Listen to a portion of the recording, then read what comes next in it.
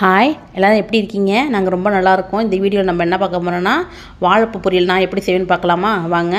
அதுக்கு நேத்தியே நான் வாழைப்பூ சாயந்தரம் நான் க்ளீன் பண்ணி வச்சுட்டேன். உள்ளே இருக்க நரம்பெல்லாம் எடுத்து க்ளீன் பண்ணி ஒரு டப்பாவில் போட்டு ஃப்ரிட்ஜில் வச்சுட்டா நல்லாயிருக்கும், வீணாக போகாது.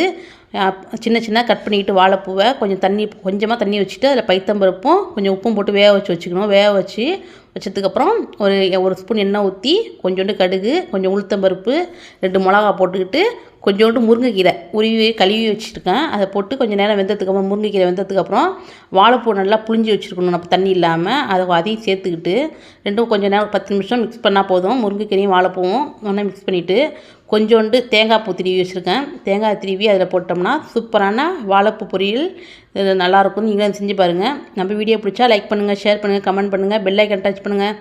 Okay, thank you. நாளைக்கு ஒரு வீடியோவில் பார்க்கலாம். நீங்களும் இதுமாதிரி செஞ்சு பாருங்கள், ரொம்ப டேஸ்ட்டாக இருக்கும். தேங்க்யூ, பாய்.